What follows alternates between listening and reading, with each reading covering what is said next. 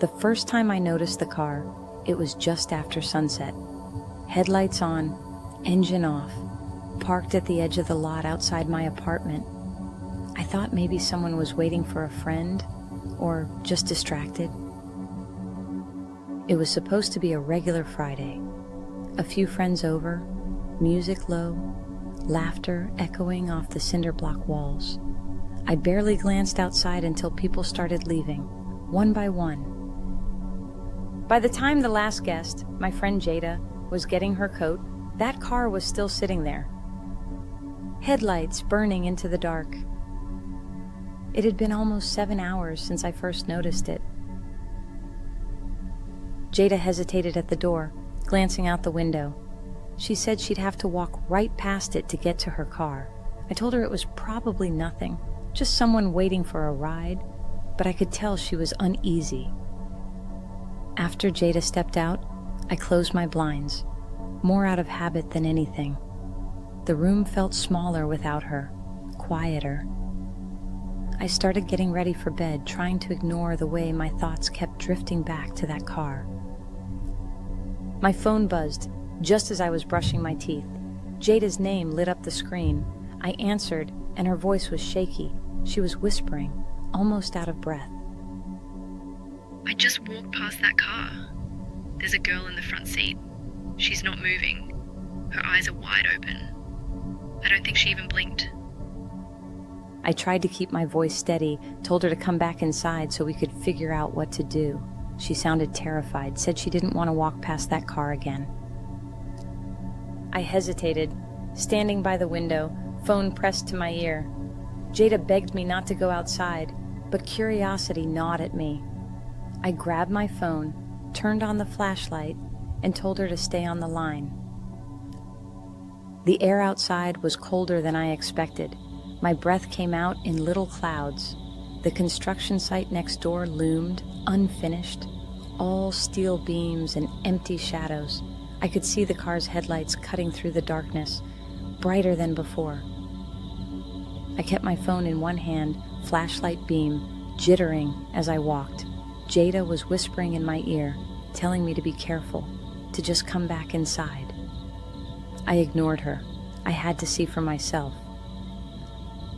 As I got closer, the car suddenly lurched out of its spot, tires scraping against the pavement. It swung around, headlights blinding me, and rolled toward the open garage of the construction site. Then, all at once, the lights snapped off. I froze in the middle of the lot, blinded by the afterimage. The garage was pitch black now, swallowing the car whole. I couldn't see anyone inside, just that empty, yawning space. Part of me wanted to follow, to find out who that girl was, what she was doing. But the darkness in that garage felt wrong, like it was waiting for me. Jada was still on the phone, begging me to come back. I listened. I turned around and hurried back to my apartment, heart pounding in my ears. Jada was waiting by the door when I got inside, her face pale, eyes wide. We sat on the couch, trying to piece together what just happened. Jada kept insisting she saw a girl in the car, eyes wide, not moving at all. I couldn't shake the image of those headlights going dark. We talked about calling the police, but what would we even say? There was no crime, just a feeling, something off. I kept checking the window, half expecting to see those headlights again. Hours passed. Sometime after 3, I peeked through the blinds and saw the car again, back in the same spot, headlights on, engine silent. It was like nothing had changed. Neither of us slept much. Every time I closed my eyes, I saw that girl, staring through the windshield, unblinking. Jada curled up on the couch, blanket pulled tight, phone clutched in her fist. By the time the sun came up, the car was gone. No sign it had ever been there. No tire marks, no footprints, nothing. Just the unfinished skeleton of the research building and the empty lot. I still don't know what we saw that night. Maybe Jada's imagination ran wild, or maybe someone was watching, waiting for something. All I know is I don't look out at that lot after dark anymore.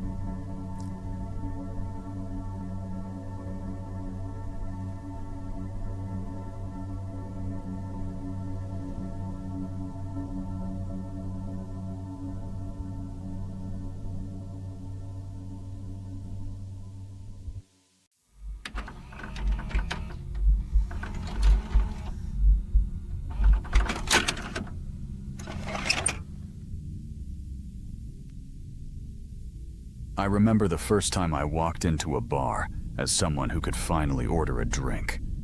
The air was thick with that mix of old wood, spilled beer, and something metallic.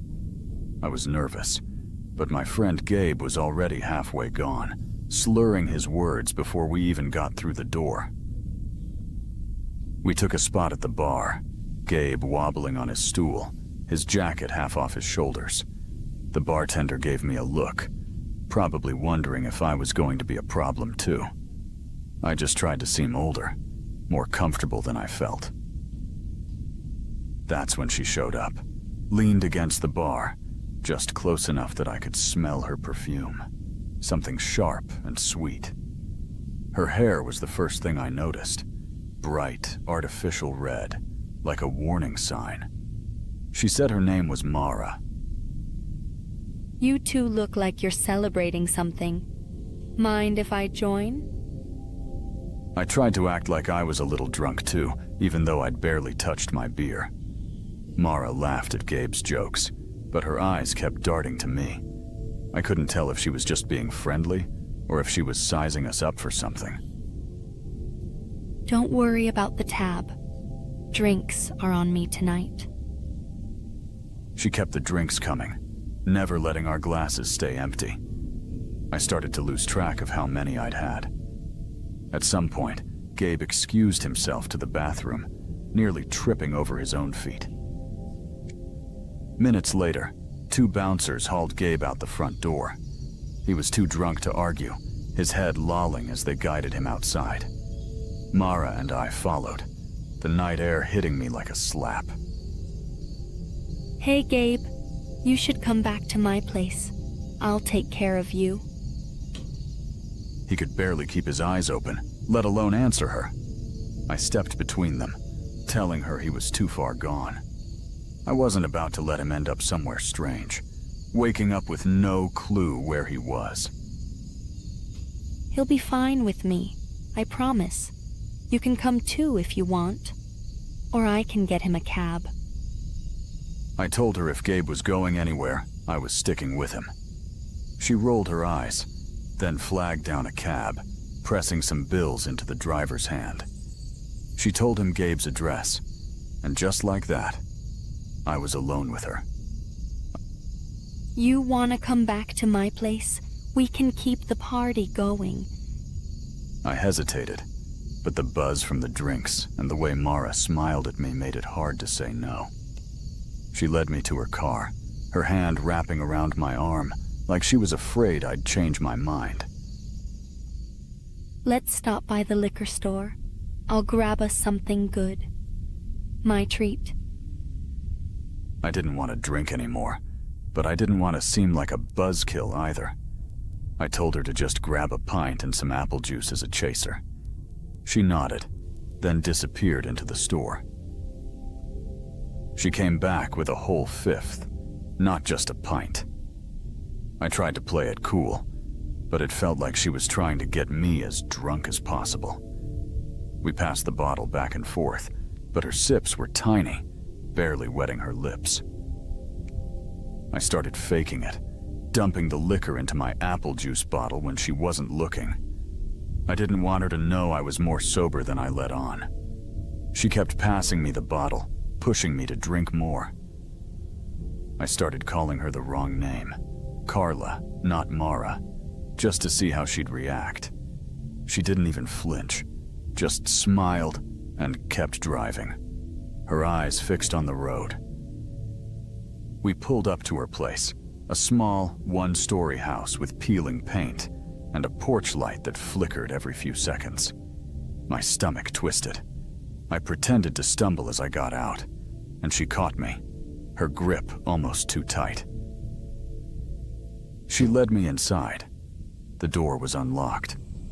As soon as we stepped in, she closed it behind us and slid the deadbolt with a heavy click. The living room was dark, only a lamp in the corner casting weak yellow light.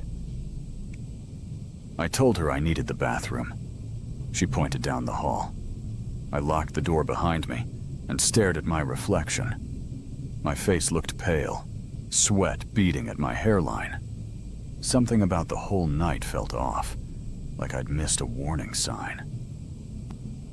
I turned on the faucet to cover the sound and forced myself to throw up what I'd drunk.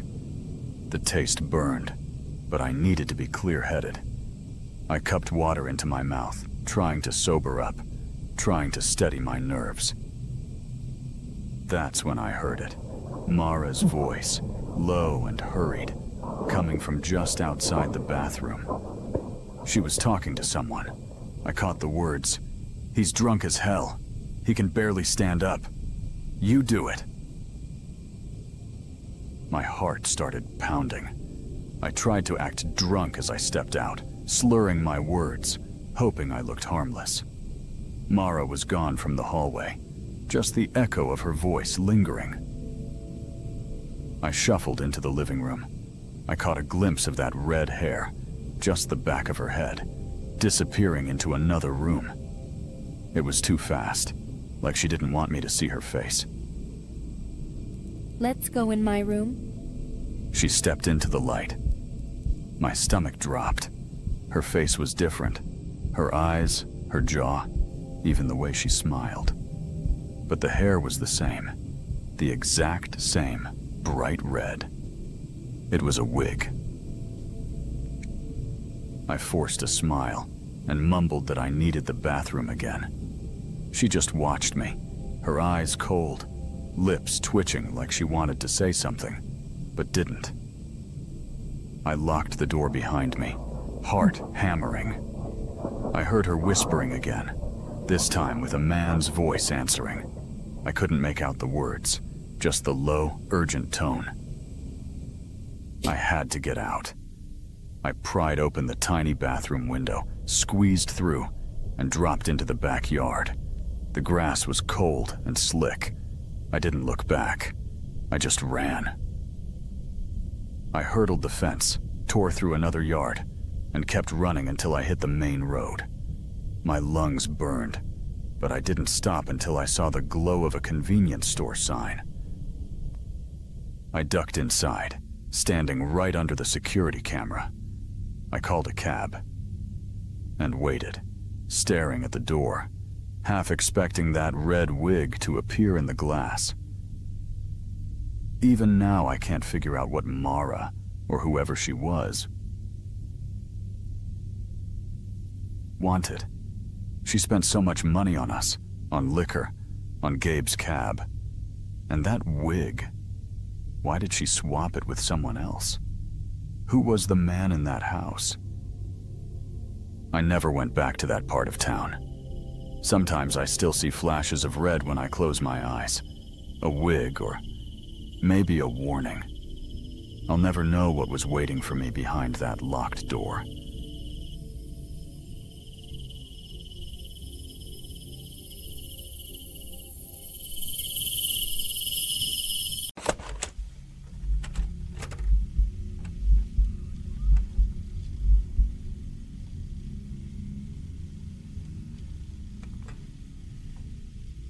We moved into the new house in late spring.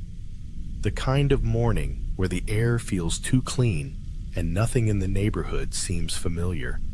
My dad's job had uprooted us in a hurry, so all our boxes were stacked half open in the living room, and my little brother, Isaiah, kept wandering from window to window, peering out like he was hoping to spot something he recognized. Our backyard was pressed right up against a chain-link fence, and past that, just an empty field, knee-high grass, dandelions, a few old benches, facing the retirement home on the far side. There was a narrow dirt path running along the fence, like a shortcut that only kids or stray cats would bother with. That first afternoon, Isaiah and I squeezed through a gap in the fence and followed the path, our shoes getting wet from the dew. We crossed a quiet road and found the park, a little pond with ducks, playground slides faded by the sun, the kind of place that felt safe, even though it was all new. We played on the swings, tossed breadcrumbs to the ducks, and watched the way the trees moved in the wind. For a minute, I almost forgot how far we were from home, our real home, the one with our old neighbors and the corner store where everyone knew our names. That night, I lay awake listening to the unfamiliar creaks of the house, the hum of the refrigerator, the faint sound of a TV from somewhere next door. Isaiah had fallen asleep fast, but I couldn't shake the feeling that we were being watched through the open window.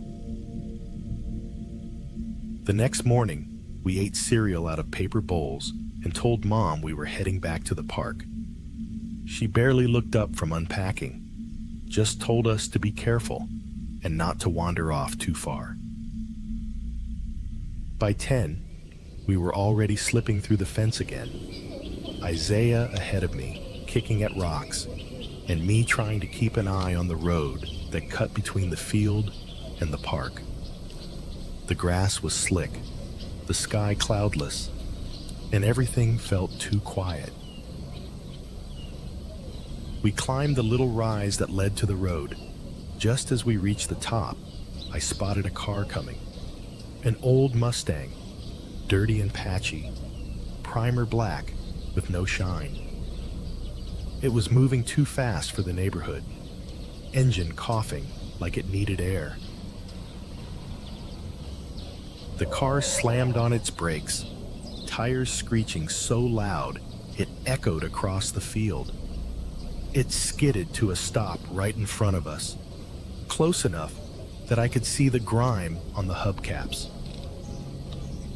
Before I could even react, the passenger door flew open, swinging so hard it bounced back, and the guy inside had to shove it with his elbow to keep it from closing again.